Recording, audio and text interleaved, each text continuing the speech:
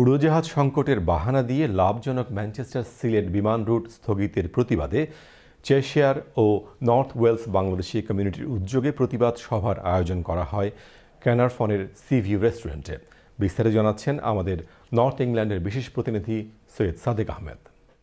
Manchester থেকে বাংলাদেশ বিমানের flight বাতিলের প্রতিবাদে চেশিয়ার ও নর্থ ওয়েলস বাংলাদেশি কমিউনিটির উদ্যোগে এক প্রতিবাদ সভার আয়োজন করা হয় ক্যানারফনের সিভিউ রেস্টুরেন্টে। এটিএম লুকমান ও নাজিমুদ্দিনের যৌথ পরিচালনায় সভাপতিত্ব করেন মোহাম্মদ আব্দুল মালিক। স্বাগত বক্তব্য রাখেন রাইট হেলথ ফাউন্ডেশনের চেয়ারম্যান শাহজানুর রাজা। অতিথি হিসেবে বক্তব্য রাখেন সুরাবুর রহমান, নজমুল ইসলাম, মোহাম্মদ আব্দুল সালাম, রুহুল আমিন রুহেল, আজাদ উদ্দিন, সদরুল ইসলাম, এমদাদুর রহমান, রুকসানা রাজা, সুমন মিয়া, ইমরুল হক হিরক ও শেখ হাফিজুর রহমান সহ বিপুল সংখ্যক প্রবাসী Bangladeshi.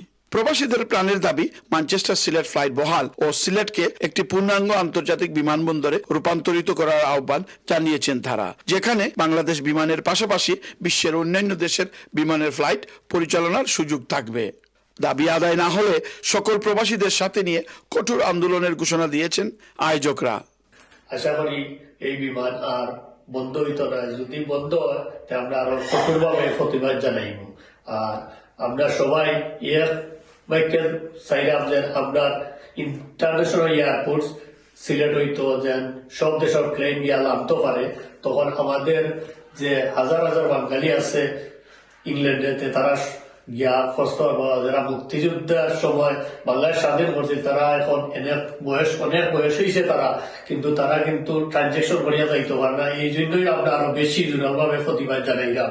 Syed Sadek Ahmad, Channel S News, Caernarfon, North Wales.